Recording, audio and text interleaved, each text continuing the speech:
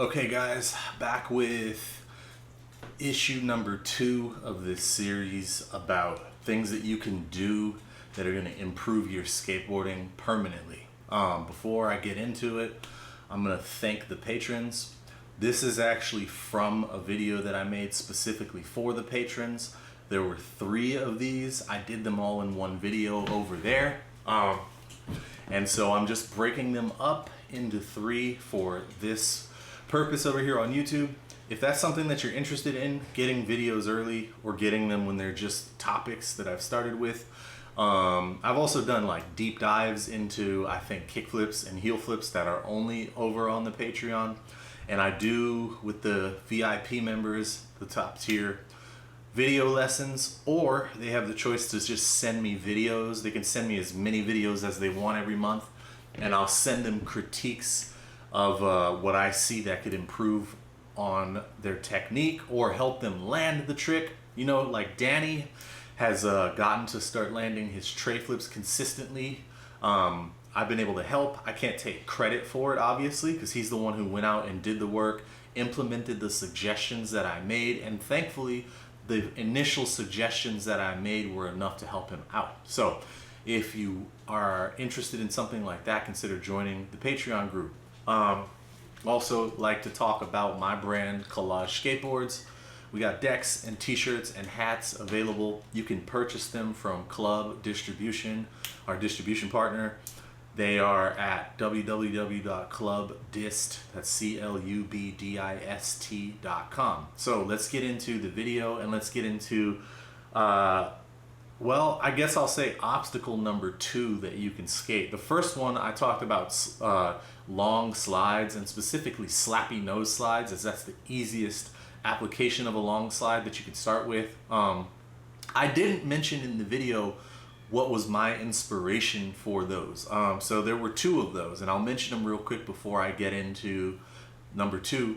The first was, I think his name was Kenneth Branagh, B-R-A-N-A-G-H is I believe how his last name was spelled. And there was a Transworld article written during the early year or 2 of my skating, and he was the youngest professional skateboarder ever at that point. I believe he was 12 years old, and there was a sequence of him doing a super long slappy nose slide, and that just stuck to me. That was one of the reasons that I learned how to do those. And the other one was a Rancid video. Rancid, the punk band from the East Bay. There was a video, I think it might have been the video for Nihilism, their song. And here in Southern California, there was a network called KDOC. And on Saturdays, when I was a teenager, there was Punkorama TV, which was from Epitaph, record label that Rancid was distributed by. And their video for Nihilism would play, and there was a dude, I believe, with a mohawk, a bunch of patches, just the aesthetic that I was into at the time, and he was doing these long slappies. There's a bunch of cuts, obviously it's a music video, he's doing all these slappies. So that's another thing that attracted me to those slappies early on. And then, you know, later on, to learn like actual slappy back 50-50s and front 50-50s and backside and crooked grinds and blunt slides, Jason Adams was the inspiration because he was the slappy guy back then. Okay, let's get into the second thing that I think you should be doing as a beginner that'll change your skateboarding forever, and that is skating transition. And let me preface this by saying, I'm not saying that you need to go out and skate some big giant bowl, that you need to go and drop in the deep end at some pool, anything like that. I'm just saying that you should be doing the bare minimum of transition skating. And I don't, you know, I'll try to go out and get some video of me skating like a little mini ramp for this, but that's basically what I'm talking about. So the reason I say you should be skating this, as someone who's not really a fan of transition skating, right? Like, I never have any type of motivation to pick up my board, walk out the door and say, I'm gonna go skate transition today. That's just not something I would ever do. I grew up skating in Los Angeles. I grew up looking up to street skaters like Chad Muska, Kareem Campbell, Guy Mariano, Jeff Raleigh. Jeff Raleigh became the mini ramp guy later in his career. I think it was the Chichagoff video from Volcom when he had that mini ramp part. He skates to that Motorhead song. But early in his career, you would have never seen him skate transition. I'm sure there's some type of footage in a 411 or something on like a trip where he's skating transition, but Jeff Raleigh was a big old rail guy. So I grew up looking up to first ledge skaters and then rail skaters and like all the picnic table stuff, Keenan Milton, all those guys. That's what I grew up being into. I also grew up at a time and started skating at a time where we had no skate parks in my area of Los Angeles and in most areas of Los Angeles. So if you wanted to skate a skate park, we had to go to Skate Street in Ventura, Skate Lab in Simi Valley. Both of those were not happening for me because I did not come from a background with any type of wealth where anybody was driving me to do anything on the weekends, you know, which is why I ended up with skateboarding, because I was always a very athletic kid. And it just got to the point where playing organized sports wasn't going to happen because I didn't have the familial support necessary.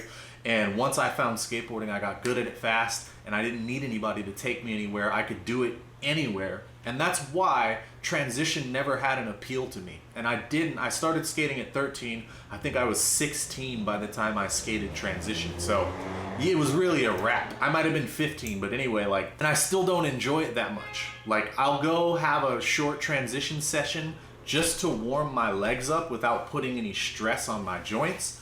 And I know how to skate transition. It's just not fun for me. I just don't care. And I'm not gonna force myself to care, you know? I skate because it's fun, so I do what's fun to me. And what's fun to me is popping high, skating a big ledge, doing flip tricks, skating a handrail, every once in a while skating a drop, you know? And if there is something transition like in the way and I feel like hitting it for a second, I will, but usually it's not gonna be transition. But I still think that as a beginner, you should be skating transition if it's there. And the reason is, for one, if I had had transition available during the early point of my skating, I think that I would have developed at least sense of enjoyment from it. And I think that since we have skate parks all over the place nowadays, that's something that you guys should learn to enjoy because it is lower impact when you skate it in certain ways.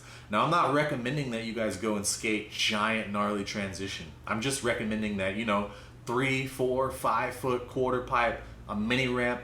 Small mini ramp is really what I suggest you skate if you can. And the big reasons are, so one, skating transition, you don't push, right? And as a beginner, a lot of times you rely on pushing to get rid of your nervous energy. So I call it a nervous push, and I try to teach it out of my students. And what this is you see beginners often, they push, they get the amount of speed that they need, they set their feet up for a trick, and then they take another push. But it's almost like a phantom push. They put their foot down, but they're not really pushing to gain any speed. What's really happening is they're nervous, and they're trying to get rid of their nervous energy by with this superfluous push.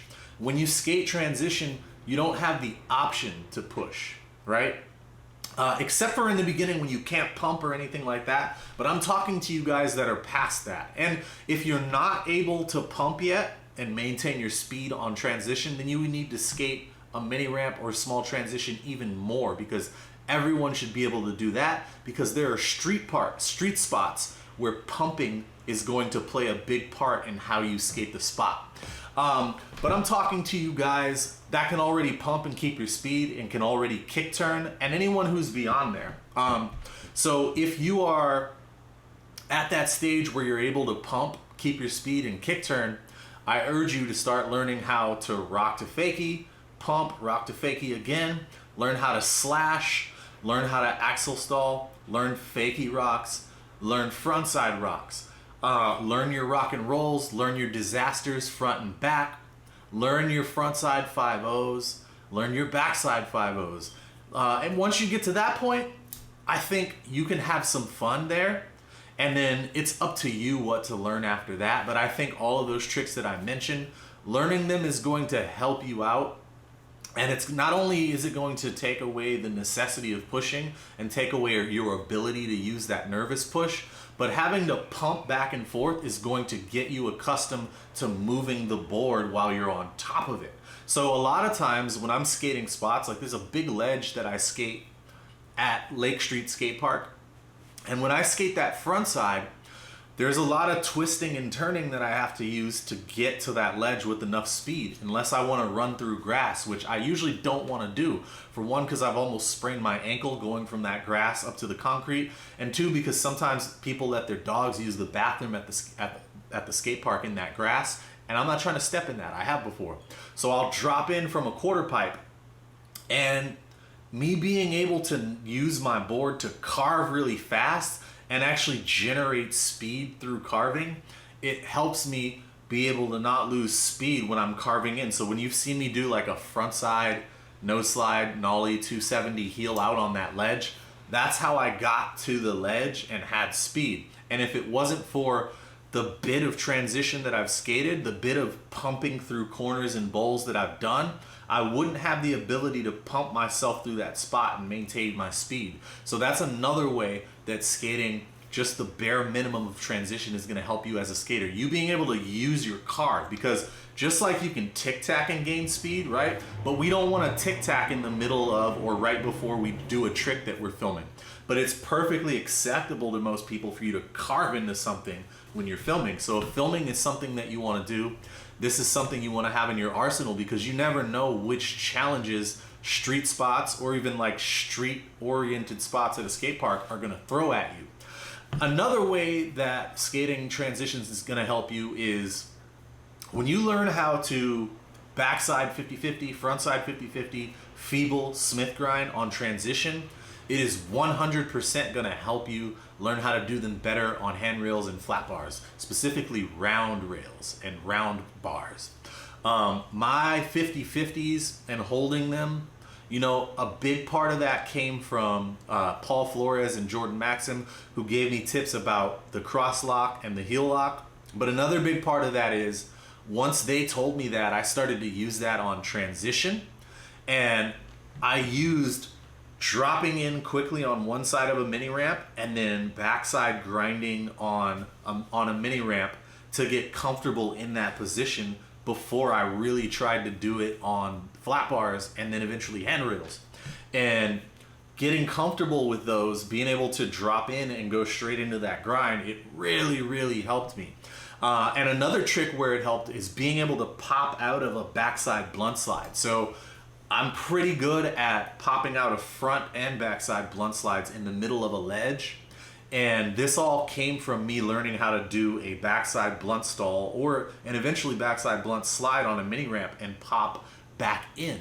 And not having to ollie into it and being able to just use my weight to dictate how committed I was versus having to try it on a ledge where I'd have to pop into it. It really gave me the ability to play with that trick. So there's a lot of tricks that you can learn in a mini ramp that are going to translate to you doing them better on ledges, on rails. And if you don't try to get better at the transition, you'll never know that. So I say go skate a little mini ramp, start learning your backside grinds, start learning your frontside grinds, learn your feebles. Feebles were another one where how to pinch the feeble. I really learned that by doing feeble stalls and feeble grinds and feebles to fakie in a mini ramp. And if it wasn't for that, I wouldn't be able to hold feebles the way that I do now. When I do them now on a flat bar or on a rail that's a little bit longer, I basically think pop up into it and then hold it the way I would hold it on a mini ramp or on a quarter pipe. And these are things that I think transition will help you with uniquely. Another thing, and probably the last thing that I'll mention that is a benefit, even though there are more and I could go on forever, but this video is already going to be longer than I had intended it to be. And I think this is enough of a reason to put a battery in you guys back to go and try to skate a little bit of transition. You know, give 20 minutes. When you go to your skate park, if there's a mini ramp, if there's a little quarter pipe, just give 20 minutes to skating that at the beginning. You'll get warmed up for whatever else you want to skate. And this last thing is, It's going to improve your style. When you watch people who skate transition a lot, Grant Taylor comes to mind, right? Donovan Piscopo comes to mind. Those guys have really authoritative styles, right? They look very forceful when they're skating, and they look comfortable whether it's on a wall, on a rail, down a hill, on any type of terrain, and that just comes from them skating transition. When you skate transition, a lot of times you move in ways you're not expecting. You might slide out, and you have to think fast and correct that. Like we talked about earlier, you're carving through things, and so when you carve a lot, you start to get better at controlling the board while you're on top of it. When you have to make decisions quickly and you can't really jump off your board, even though you can, but a lot of times on transition, if you jump off the wrong way, you get hurt.